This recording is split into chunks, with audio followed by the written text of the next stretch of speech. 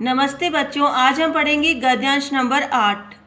यस्मिन् देशे तस् जनजीवने च न प्रवहति देशभक्ति धारा न संचरति जन्मभूमि प्रेम तत् सामाजिक जीवनम शुष्कम गौरवरहितम च मन्यते। यस्मिन् देशे, जिस देश में, तस् जनजीवने, उसके जनजीवन में, च यानी और, न प्रवहति देशभक्ति धारा, देशभक्ति की धारा प्रवाहित नहीं होती है। अर्थात जिस देश के लोगों में देशभक्ति की धारा प्रवाहित नहीं होती है, न संचरति जन्मभूमि प्रेम, और जन्मभूमि के प्रति प्रेम का संचार नहीं होता है, तत्र सामाजिक जीवनम शुष्कम गौरव रहितम च मन्यते, वहाँ के लोगों का सामाजिक जीवन शुष्क और गौरव रहित माना जाता है। इदम एव आलक्ष्य अस्माकं देशे प्रत्यहम मातृभूमि स्तुतौ गीयते। इसको ही लक्ष्य करके हमारे देश में देश के प्रति अहम यानी हम मेरी मातृभूमि स्तुति गीयते, मातृभूमि की स्तुति गाई जाती है। इसी को लक्ष्य करके हमारे देश में मातृभूमि के प्रति स्तुति गाई जाती है। वंदे मातरम सुजलाम सुफलाम मल्य शीतलाम सस्य श्यामलाम मातरम वंदे मातरम। वंदे मातरम अर्थात हे मातृभूमि में आपकी वंदना करता हूँ। सुजलाम अर्थात जो जल से युक्त है। सुफलाम जो श्रेष्ठ फलों से युक्त है। मलय शीतलम मलय पर्वत से आने वाली ठंडी और सुगंधित हवाओं से जो युक्त है। सस्य श्यामलम जो खेतों से हरी भरी रहती है। मातरम हे मातृभूमि, वंदे मातरम हे मातृभूमि में आपकी वंदना करता हूँ। अर्थात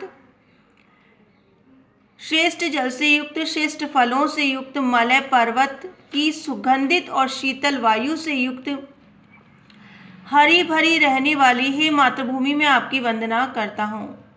वस्तुतो अस्माकं जन्मभूमि जन्यः भूमि ही। वस्तुतः हमारी जन्मभूमि जन्म से ही हमारी भूमि है। यथोक्तम अपि माता भूमि ही पुत्रो अहम पृथ्व्याः। इसीलिए ऐसा कहा गया है कि माता भूमि मेरी माता है और मैं पृथ्वी का पुत्र हूँ।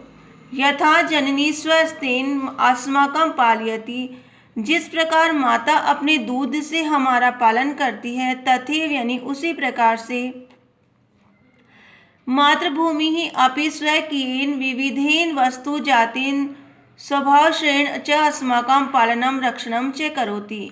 उसी प्रकार मातृभूमि भी विविध प्रकार से अपनी वस्तुओं से और अपने आश्रय से हमारा पालन पोषण करती है और हमारी रक्षा करती है। मातुः स्नेहमयी उत्संगे यथा वयं ललितास्तथैव जन्मभूमि है क्रोडे अस्माकं वयोवर्धनम भवति। जिस प्रकार से मातृभूमि की गोद में वयम ललिता हमारा लालन पालन होता है या पालन पोषण होता है, तथैव यानी उसी प्रकार से जन्मभूमि की गोद में भी हम वयोवृद्ध होते हैं, अर्थात आयु को प्राप्त करते हैं। अतः सततम अस्माभिः प्राणार्पणेन अपि मातृभूमेः हितं संपादनम विधेयम्।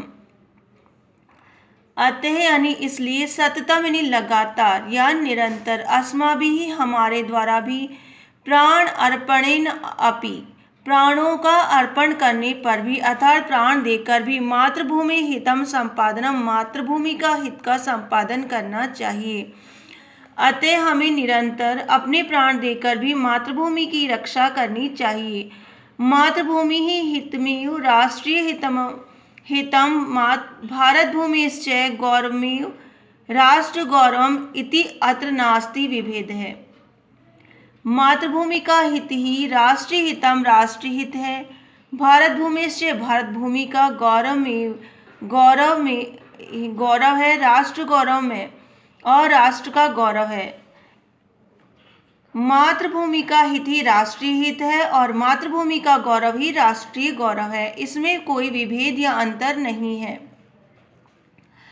अतः एव मातृभूमि वात्सल्यम भारतस्य समृद्ध्यर्थम स्वातंत्र्य रक्षणार्थम च परम आवश्यकम।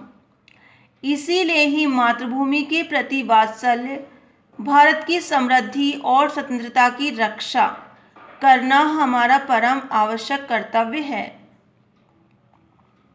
प्रश्न नंबर 1, अस्य अनुच्छेदस्य शीर्षकं लिखन्तु। इस अनुच्छेद का शीर्षक लिखिए। प्रश्न नंबर 2, जननी अस्माकं केन पालयति। जननी हमारा किस प्रकार से पालन करती है। प्रश्न नंबर 3, अस्माभिः मातृभूमेः हित संपादनं कथं विधेयम्। हमारे द्वारा मातृभूमि का हित संपादन कैसे करना चाहिए। प्रश्न नंबर 4, अंके अर्थात गोद में इत्यस्य पर्यायवाचिनं पदं पाठात् चित्वा लिख्यताम्। गोद शब्द का पर्यायवाची शब्द गद्यांश में से चुनकर के लिखिए।